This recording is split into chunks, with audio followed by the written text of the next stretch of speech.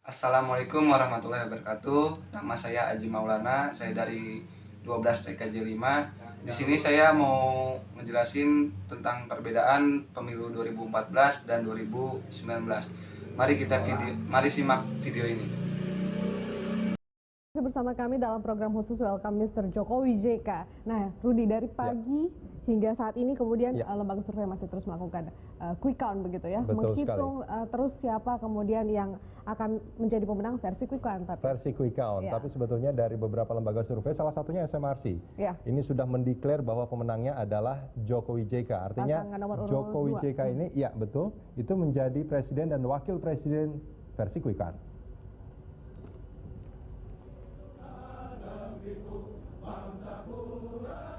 Salah satu lembaga survei, Saiful Mujani Research and Consulting, telah merampungkan lebih dari 94% suara di tanah air.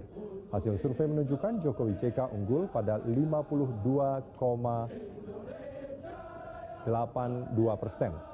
Sementara Prabowo Hatta memperoleh 47,18%. Terkait hasil quick count, Joko Widodo mengucapkan terima kasih kepada rakyat Indonesia yang telah memilihnya.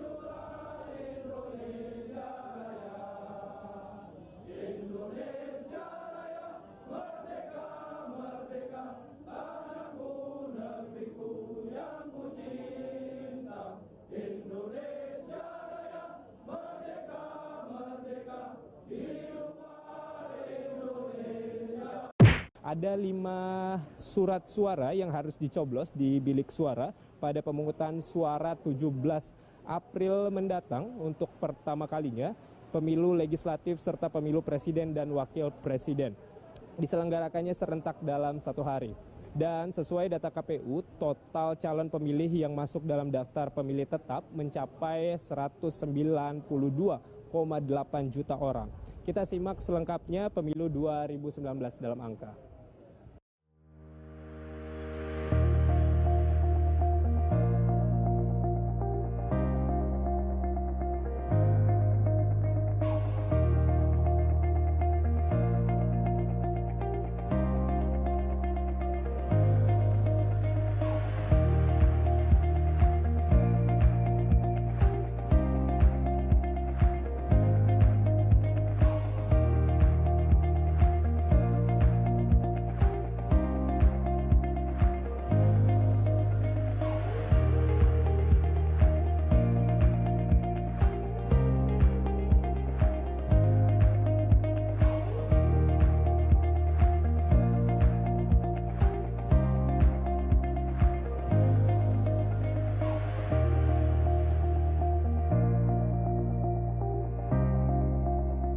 Perbedaan yang pertama, Pileg dan Pilpres digelar secara serentak. Perbedaan mendasar dari penyelenggaraan pemilu tahun 2019, yakni keserentakan. Pada tahun 2014, Pileg dan Pilpres diselenggarakan secara terpisah. Pada saat itu, Pileg digelar lebih dahulu pada 9 April 2014.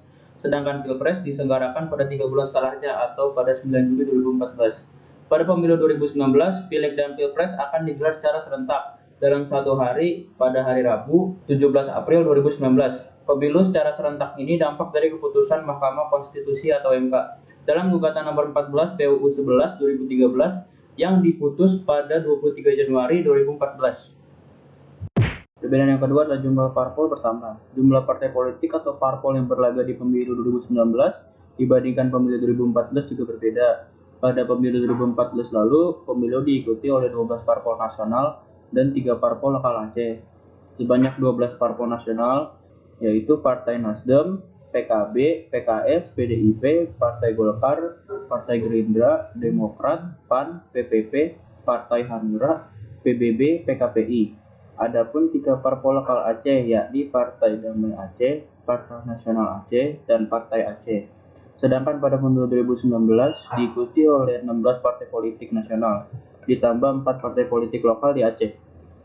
Perbedaan yang ketiga adalah presidensial threshold pakai hasil Pileg 2014. Presidensial threshold, ambang atau batas syarat parpol bisa mengusung capres-cawapres pada pemilu 2019. Juga menjadi sesuatu yang baru.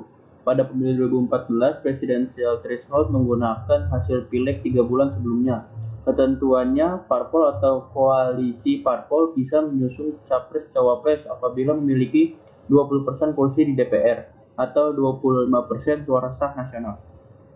Sedangkan pada pemilu 2019 karena penyelenggaraannya serentak, disepakati presidensial threshold yang digunakan berasal dari hasil Pileg 2014. Besaran presidensial threshold tidak berubah dari pemilu 2014. Perbedaan yang keempat adalah parliamentary threshold naik jadi 4%. Pada pemilu 2019, persaingan parpol untuk lulus ke DPR akan semakin sengit. Ambang batas parlemen atau parliamentary threshold yang harus dicapai parpol untuk menempatkan kader di DPR naik menjadi 4% pada pemilu 2019. Angka itu naik 0,5% apabila dibandingkan pada Pileg 2014 sebesar 3,5%. Angka ambang batas parlemen itu selalu naik di setiap pemilu. Pada Pileg 2004, belum ada ketentuan ambang batas parlemen. Ketentuan itu baru digunakan pada Pileg 2009 sebesar 2,5% dan selanjutnya 3,5% pada Pileg 2014. Salah satu tujuan digunakannya ambang batas parlemen yakni untuk menciptakan sistem multipartai yang sederhana. Perbedaan yang kelima adalah metode penghitungan jumlah kursi. Metode penghitungan jumlah kursi pada pemilu 2019 juga berbeda dengan pemilu 2014. Jika pemilu 2014 memakai metode BPP, bilangan pembagi pemilih atau vote-har, dalam menentukan jumlah kursi, maka pemilu kali ini akan menggunakan teknik Sandler untuk menghitung suara. Perbedaan yang keenam adalah besaran dana kampanye. Dalam penyelenggaraan pemilu 2019 juga ada perubahan, yakni bertambahnya jumlah maksimal sumbangan dana kampanye. Pada pemilu 2014, sumbangan dari perseorang maksimal 1 miliar. Sedangkan pada pemilu 2019 dinaikkan menjadi 2,5 miliar. Sementara sumbangan dari badan hukum atau korporasi pada pemilu 2014 paling banyak sebesar 7,5 miliar. Tetapi pada pemilu 2019 dinaikkan menjadi 25 miliar. Aturan itu termasuk dalam pasal 327 UU nomor 7 tahun 2017 tentang pemilu. Perbedaan yang ketujuh adalah penambahan dapil dan kursi. Daerah pemilihan atau dapil yang akan menjadi area bagi para caleg untuk berebut kursi DPR, DPRD provinsi, dan DPRD kabupaten atau kota. Pada pemilu 2019 juga berubah. Jumlah dapil pada pemilu 2019 meningkat dibanding jumlah dapil pada pemilu 2014. Dalam pemilu 2019, KPU menetapkan 80 dapil di seluruh Indonesia untuk menjadi anggota DPR. Jumlah itu meningkat dari pemilu 2014 lalu yang hanya 77 dapil di seluruh Indonesia. Penambahan dapil itu terjadi di 3 wilayah, yakni Kalimantan Barat, Kalimantan Utara, dan Nusa Tenggara Barat.